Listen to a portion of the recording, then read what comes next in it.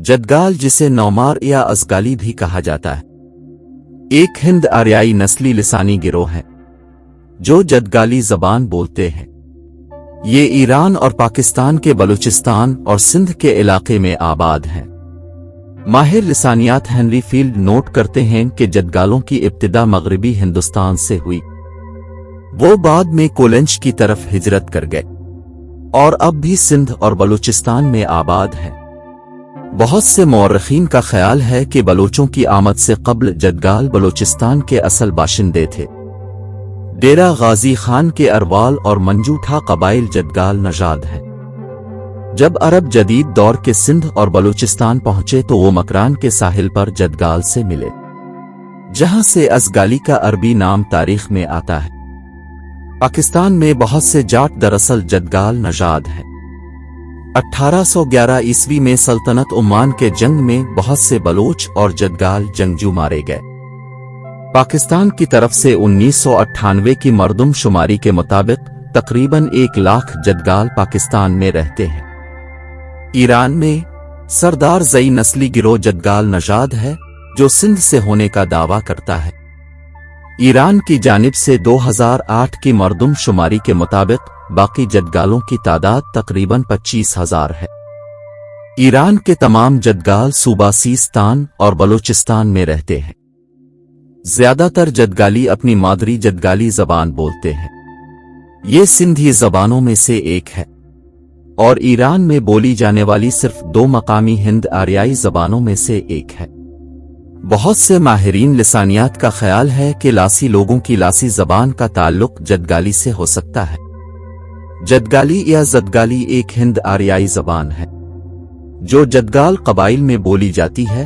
पाकिस्तान और ईरान का एक नस्ली लिसानी गिरोह जिसे उम्मान में भी कई लोग ये जबान बोलते हैं। ये ईरान में पाई जाने वाली सिर्फ 2 हिंद आर्याई जबानों में से एक है। जदगाली की ज्यादातर आबादी पाकिस्तान में पाई जाती है और ईरान में, जहां 2008 के तखमीने के मुताबिक ये कम अज कम 25,000 है। ओमान और मुत्तहिदा अरब अमारात में तारिकीन वतन की कम्युनिटीज भी हैं, जहां जदगाल को असगाली या इसगाली के नाम से जाना जाता है। ईरान में कम अज कम 2 तरह की तलफ़ुज़ में बोली जाती हैं जो मुबैना तौर पर आसानी से काबिल फहम नहीं है। जदगाल की इस्तिलाह बलोची नजाद है, लेकिन ये आजकल खुद जदगाल इस्तेमाल करते हैं। इसके साथ साथ उनके पहले नाम नौमर भी इस्तेमाल हुए हैं, जो कि ज़बान के नामो नौम मारी और नौम मारी की का माखज़ है। एक मुअर्रिख़ के मुताबिक गालिबन ये बलोची और बराहवी ज़बान पर इब्तिदाई हिंद आर्याई असरात का ज़रिया रहा होगा और इसलिए ज़बान के मुताले से इलाके की लिसानी तारीख़ में बसीरत हासिल करने में मदद मिल सकती है। ईरान में जदगाली ज़बान सूबा सीस्तान और बलूचिस्तान के जुनूब और जुनूब मशरिक में दश्त यारी के इलाके में बोली जाती है, ख़ास तौर पर पिलआन, पीर सोहराब और बाहू कलात में, और तमाम हमसाया कम्युनिटीज़ बलोची बोलते हैं।